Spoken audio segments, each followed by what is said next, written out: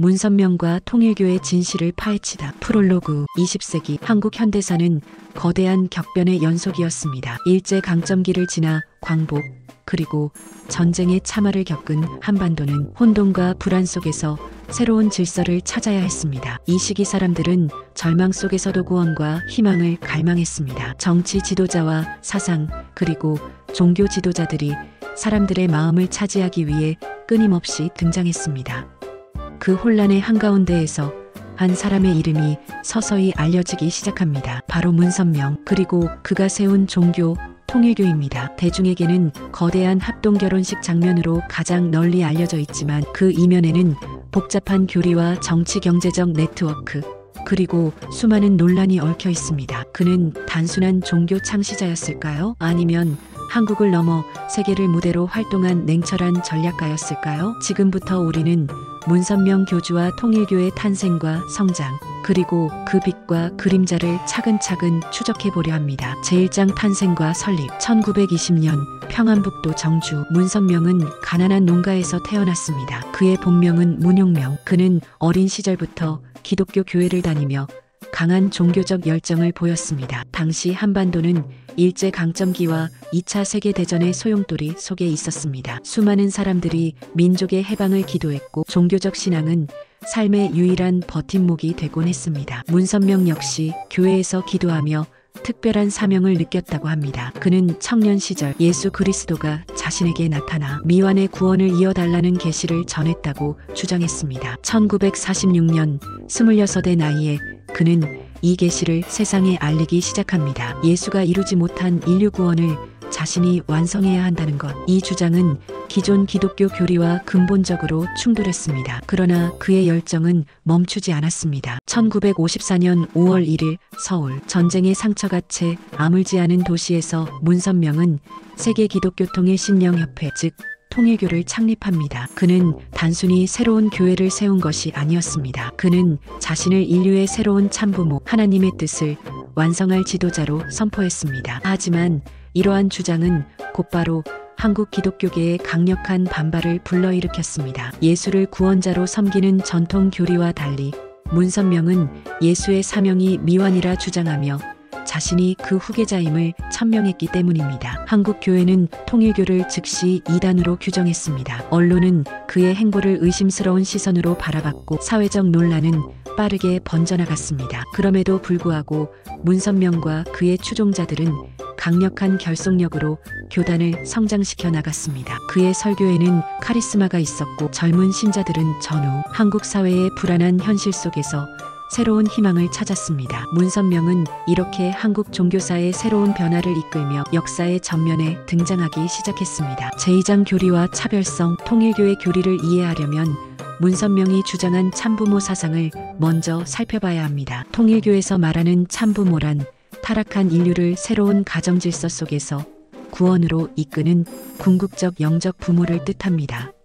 문선명은 자신과 한학자가 바로 그 참부모라고 선언했습니다. 즉, 전 인류는 참부모의 자녀이며 그들을 통해 새로운 인류가 완성된다는 것이었습니다. 이 교리의 핵심은 가정을 통한 구원입니다. 기존 기독교가 개인과 하나님 사이의 관계를 강조했다면 통일교는 가정을 중심으로 인류를 재창조해야 한다고 주장했습니다. 이러한 교리는 축복 결혼식이라는 대규모 의식으로 구현되었습니다. 수천 쌍이 동시에 결혼하는 장면은 세계 언론에 대서특필되었고 통일교를 단번에 국제적인 종교로 주목받게 만들었습니다. 사람들은 경이로움과 함께 충격을 받았습니다. 수만 명이 같은 날 같은 장소에서 문선명의 주례 아래 부부의 서약을 하는 모습은 그 자체로 하나의 사회적 사건이었습니다. 그러나 이 교리는 기존 기독교 교단의 시선과 정면으로 충돌했습니다. 예수 그리스도의 구원 사역을 미완으로 규정하고 문선명이 그 계승자라고 주장했기 때문입니다. 주류 교계는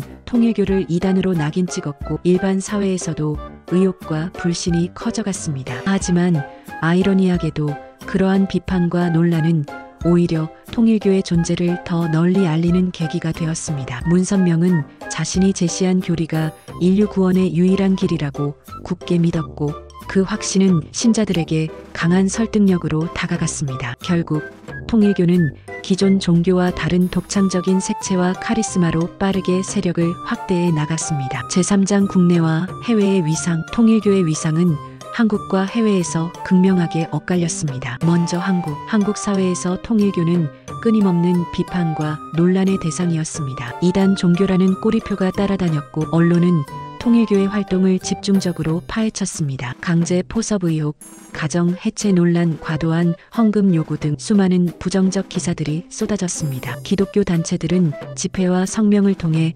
통일교를 배격했고 한국 사회 전반에 문선명이라는 이름은 경계와 의심의 상징처럼 여겨졌습니다. 하지만 해외로 눈을 돌리면 상황은 전혀 달랐습니다. 문선명은 1970년대 이후 미국에 집중적으로 진출합니다. 그는 언론사를 설립했습니다. 그중 대표적인 것이 바로 워싱턴 타임스였습니다. 워싱턴 타임스는 미국 보수 정치권과 밀착하며 막대한 영향력을 발휘했습니다. 정치인들은 언론 지원을 받기 위해 통일교와 교류했고 문선명은 미국 사회의 주요 네트워크 속으로 파고들었습니다. 일본에서도 통일교는 강력한 존재감을 보였습니다. 막대한 헌금을 기반으로 정치와 경제권에 영향력을 행사했습니다. 특히 일본 사회의 보수 진영과 깊은 관계를 맺으며 통일교는 자금을 확보하고 신도들을 확대할 수 있었습니다. 이처럼 한국 내 위상은 의혹과 반발 속에 끊임없이 흔들렸지만 해외에서는 정치적, 경제적 영향력을 키우며 글로벌 종교로 자리 잡았습니다. 국내에서는 논란과 불신의 상징이었던 통일교가 국외에서는 영향력 있는 종교정치 세력으로 성장한 것입니다. 이 대조적인 현실은 통일교를 더욱 신비롭고 논쟁적인 존재로 만들었습니다. 제사장 권력과 인맥. 통일교의 세력 확장은 단순히 종교적 열정만으로 이뤄진 것이 아니었습니다. 그 이면에는 치밀한 권력 전략과 막강한 인맥 관리가 있었습니다. 문선명은 종교 지도자이면서 동시에 정치와 경제의 흐름을 꿰뚫고 있는 전략가였습니다. 그는 단순히 교세 확장을 넘어서 국제사회 속에서 영향력을 확보하려 했습니다. 가장 대표적인 인물이 바로 박보이였습니다. 박보이는 통일교의 실력자이자 문선명의 오른팔로 불렸습니다. 그는 언론인 출신으로 미국에서 워싱턴 타임스를 창간하며 통일교의 정치적 입지를 크게 넓혔습니다. 워싱턴 타임스는 보수 성향의 논조를 앞세워 레이건 정부 시절 보수 정치인들과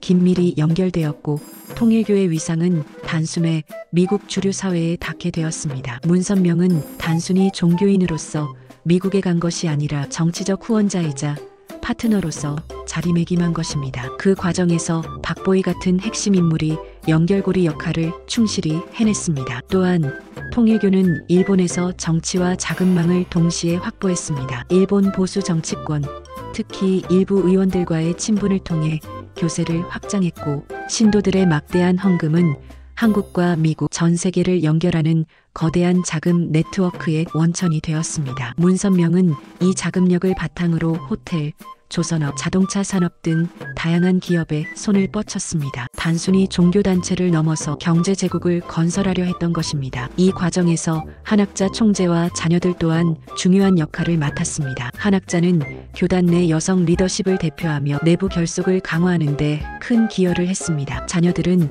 해외 유학과 비즈니스 경험을 통해 국제 무대에서 교단의 위상을 높이는 도구로 활용되었습니다. 이렇듯 통일교의 세력 확장은 철저한 권력 관리, 인맥 활용, 그리고 막대한 자금 동원력에 의해 이루어졌습니다. 하지만 이 모든 것이 긍정적으로만 받아들여진 것은 아니었습니다. 한국 사회에서는 종교의 탈을 쓴 기업, 권력에 기생하는 단체라는 비판이 따라붙었습니다. 정치적 인맥과 경제적 네트워크를 통한 확장은 한편으로는 통일교의 힘을 키웠지만 다른 한편으로는 사회적 논란과 의혹을 더 크게 만들었던 것입니다. 통일교가 단순한 종교 집단을 넘어 정치와 경제의 핵심 무대로 파고든 이유, 그 중심에는 바로 문선명의 권력 전략과 그를 뒷받침한 실력자들이 있었습니다. 제호장 논란과 비판, 통일교를 둘러싼 그림자는 언제나 거대했습니다. 교세의 성장 뒤에는 수많은 논란과 비판이 따라붙었습니다. 가장 큰 문제는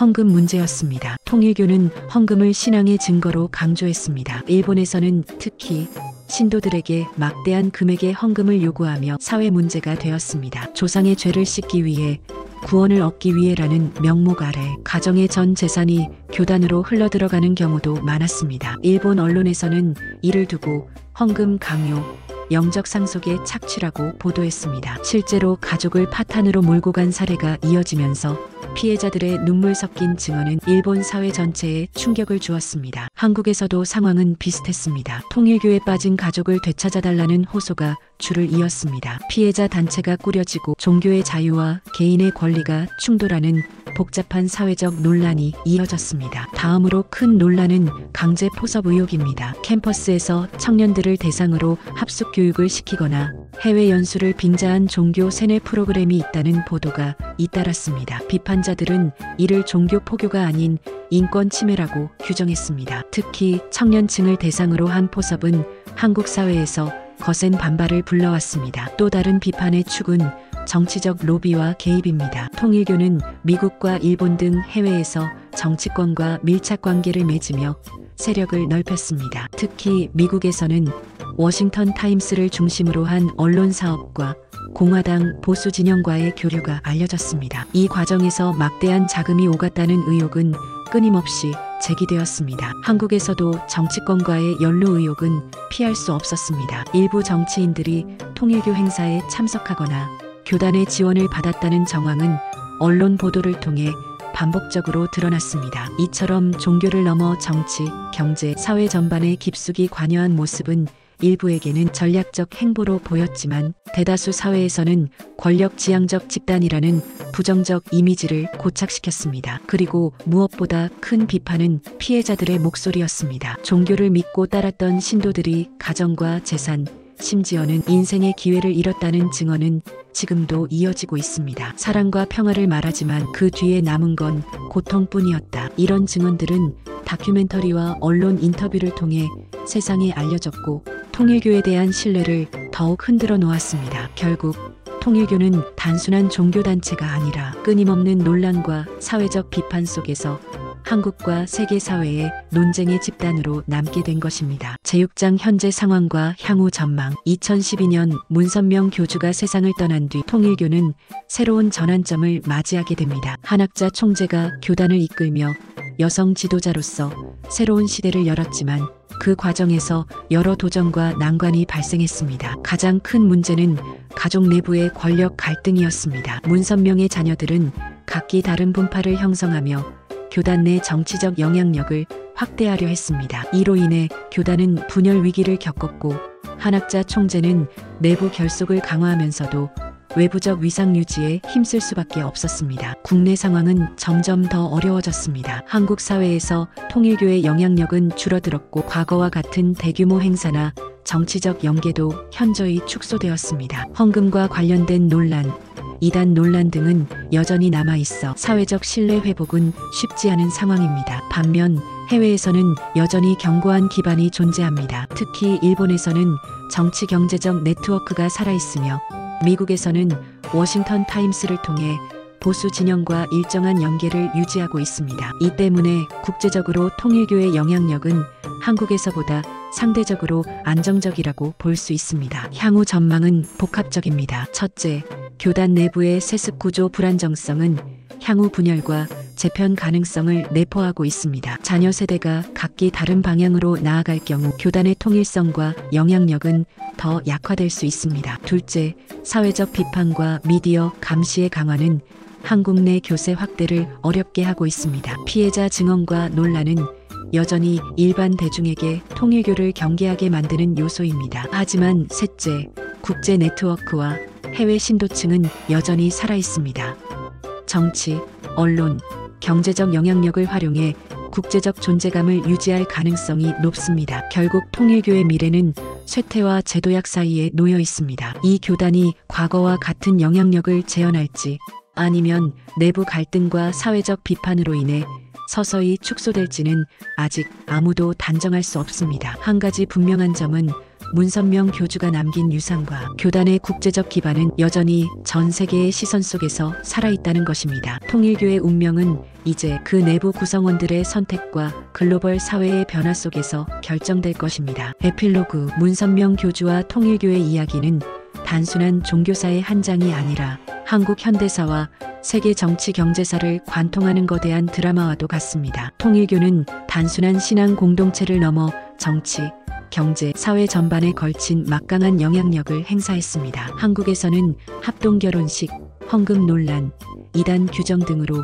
사람들의 비판과 의혹을 받았고 때로는 사회적 경계의 상징이 되기도 했습니다. 하지만 해외에서는 그 존재감이 다르게 평가되었습니다. 미국과 일본 등지에서 교단은 정치, 경제, 언론 네트워크를 활용하며 글로벌 종교로 자리 잡았고 국제 무대에서 영향력을 행사할 수 있었습니다. 문선명 교주의 사망 이후 교단은 한학자 총재와 자녀들 중심으로 새로운 시대를 맞이했습니다. 하지만 내부 분열, 세대 갈등, 사회적 비판은 여전히 남아 있습니다. 통일교의 미래는 여전히 불확실합니다. 내부 구성원들의 선택, 사회적 환경 변화, 그리고 국제 네트워크의 활용 여부에 따라 쇠퇴할 수도 재도약할 수도 있습니다. 한 가지 분명한 점은 문선명 교주가 남긴 유산과 그가 구축한 국제적 기반은 여전히 살아있으며 세계인들의 시선 속에서 흔들림 없이 존재하고 있다는 사실입니다. 통일교의 역사는 단순히 과거를 기록하는데 그치지 않습니다. 그것은 현대 사회의 권력과 종교, 그리고 인간의 욕망과 신념이 어떻게 얽히고 설키는지를 보여주는 생생한 사례입니다. 오늘 우리가 이 이야기를 들여다본 이유는 단순히 한 종교를 이해하기 위함이 아닙니다. 권력, 신념, 인간관계, 사회적 영향력, 이 모든 것이 어떻게 역사와 맞닿는지를 조금 더 깊이 이해하기 위함입니다. 통일교의 미래는 여전히 미지수입니다. 하지만 그 존재와 영향력은 이미 한국과 세계의 역사 속에 깊이 새겨져 있습니다. 이것이 바로 문선명 교주와 통일교가 남긴 빛과 그림자의 기록입니다. 지금까지 이야기 어떠셨나요? 좋으셨다면 구독, 좋아요, 알림 설정, 공유 부탁드립니다. 다음에 더 좋은 이야기로 찾아뵙겠습니다. 감사합니다.